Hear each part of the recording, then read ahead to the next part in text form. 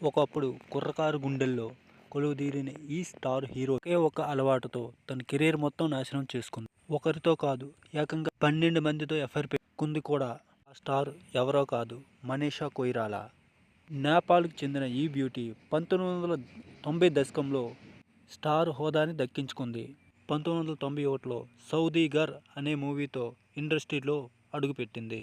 ఈ బాలీవుడ్ బ్యూటీ తక్కువ కాలంలోనే స్టార్ ఇమేజ్ను సంపాదించుకుంది. ఆ తరువాత వరుసగా కచ్చే దాగే, దిల్సే, మ్యాన్ లాంటి కమర్షియల్ హిట్ సినిమాలు నటించింది. కానీ తనకి ఎంత త్వరగా అయితే నేమ్, ఫేమ్ వచ్చాయో అంతే త్వరగా మనీషా కొయిరాలా కెరియర్ నాశనమైంది.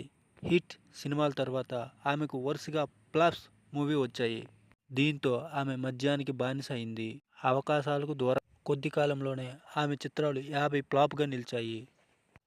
మనీషా తన జీవితంలో చాలా మందితో ఎఫ్ఐఆర్స్ పెట్టుకున్నట్లు గతంలో వార్తల్లో కూడా వచ్చాయి.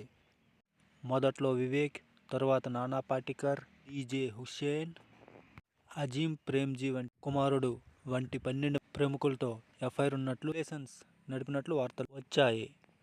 2010లో నేపాల్కు చెందిన సామ్రాట్ దాహాన్ను వివాహం చేసుకుని 2 ఏళ్లకే అతనితో డైవర్స్ కూడా తీసుకుంది. సినీ జీవితంతో పాటు నిజ జీవితంలో కూడా ఎన్నో ఇబ్బందులు పడి ఈమె మళ్ళీ రీఎంట్రీ ఇచ్చింది.